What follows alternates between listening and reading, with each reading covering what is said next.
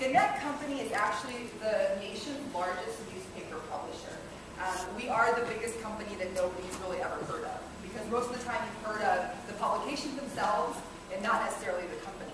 The Gannett Company is a Fortune 500 company. We have 159 publications across the country.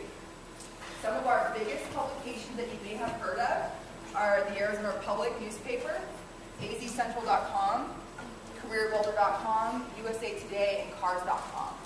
We also have local news channels. Channel 12 News is a Gannett news channel, and then the Arizona Republic is actually the largest state newspaper in the country. It was founded in 1923 by Frank Gannett. The very first publication of Gannett's was the Star Gazette in New York. And we are considered the digital leader with more than 100 publications. And so in the past couple of years, there's been a pretty big shift in the number of people that are subscribing to newspapers. Most of the time, if you want to get news, you can get it pretty accessibly online. So there's not a real need to subscribe to a newspaper anymore. So what the Gannett Company kind of realized is that they were losing a lot of money in advertising. Because a lot of companies will advertise in classifieds, they'll use newspapers as a way to advertise. That was it was pretty quickly dropping off. So they came up with this idea that they wanted to develop a digital marketing company that could actually help other companies, small to mid-sized businesses, grow their presence online. And so that's how Gannett Local came to October 2009 with the main focus on working with small to mid-sized businesses and offering customized digital solutions. So what we do is help those businesses that may not necessarily have the best understanding of how to navigate online, or maybe just don't have that much of a presence or community to grow that. So we do everything from search engine optimization to pay-per-click advertising to graphic design work to social media marketing. So basically our team is spending all of their time on Facebook, Twitter, Foursquare, Google, Yahoo, Bing, all those sites to help these companies kind of grow their presence. Because honestly, if you hear of a new business, usually the first thing anybody's going to do is Google it. If you can't find that business, a lot of times you kind of lose that business because you're not going to do a lot more research beyond that. So that's what we do. So basically today, what I want you all to understand is just a better understanding of how you yourself can use social media. Because just as it's important for businesses to use it, it's just as important for you to use it. And just a fun way to kind of get things started, I want to find out what some of your favorite social media sites are. So if you can just kind of shout out what social media sites you use the most often. Facebook, Google+, YouTube, Twitter. Anybody doing Spotify? Yeah. Pinterest? Cloud? Okay, so those are all sites that are extremely popular, and some of those sites like Pinterest, Spotify, and Cloud are all relatively new, and it's incredible how fast they can grow. So it's really important to kind of stay ahead of the game and get an understanding of how that works. So tell me why you think having a positive social media presence is important. Nobody? Reputation. Your reputation. Anything else? What was that? Can you say that again? Anyone who interviews you is going to Google you. Exactly. So, nowadays it's so easy to find information about all of you online.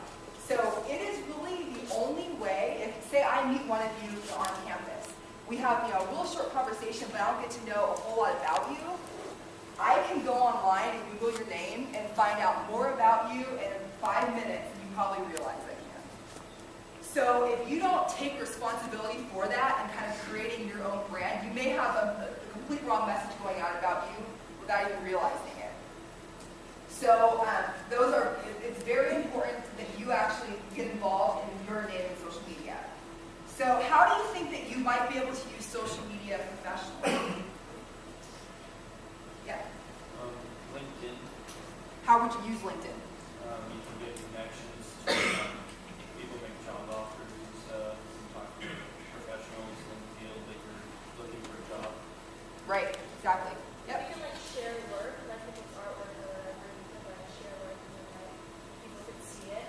Yeah, you can get your artwork and your creativity out in the public. Anything else?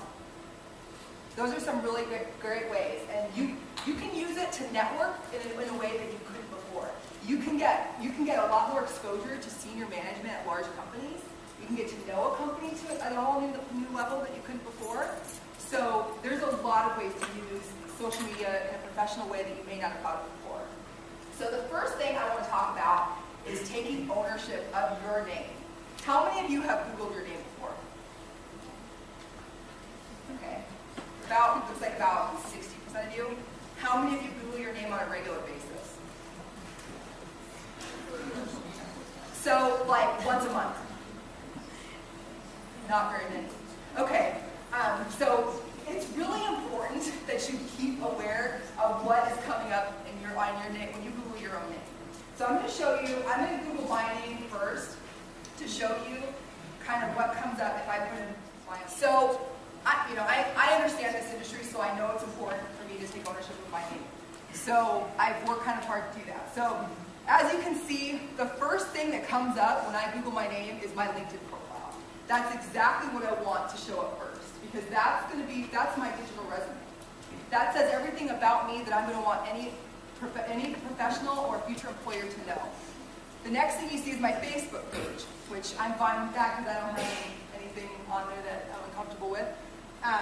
This girl, Natalie Priest-Cook, I've been trying to get her off my first page, and I haven't been successful yet, but she comes up a couple times. For the most part, the first page, it's all my stuff. My Twitter account, you'll see my Google Plus account. In fact, I actually own almost the first 2.5 pages of my name. So actually here, right here, Northern Arizona University, Sun Devil Career Link ASU. So there's a lot. You can figure out pretty quickly that I'm a recruiter just by Googling my name. Another good example is our director of marketing. He does this quite a bit. He probably Googles his name once a week. His name's Kevin Spidell. He's kind of mastered this. So you see the very first thing that comes up for him is his own website, kevinspidell.com. So basically he owns that now. So that's always going to be the first thing that comes up because that's the most closely linked to the keywords that I put in. And he's even on Wikipedia. I mean, he's all over the place. So he actually owns like the first 4 to 5 pages of his Google.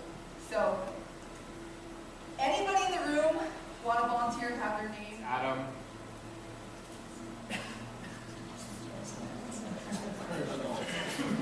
T-H-U-L. T-H-U-L? Yeah. Okay, pretty good. So you're the same boat. The very first thing you see is your LinkedIn. That's not me, though. That's not you. No, there's an Adam Tool that lives in Minnesota, and everything that I search for my name always comes up to him. Okay, so have you tried to change that? No. You haven't? Okay, so I'm glad that you raised your hand, because that's a really good point. So now, because you haven't done anything to change it, now if somebody looks you up, like I automatically assume that was you. So I can start looking at all this stuff. Like, say I got your resume, but I actually never saw what you look like. I don't have a visual. I'm not going to know if I look. If I go to his Facebook profile, even though they're if that was his picture, I don't know that's not you. So I may, hopefully everything he has on here is, pretty good, but I now, I may have this preconceived notion of who you are, and it's completely wrong because you don't have any sort of social media presence. So, that's really important. Anybody else want to have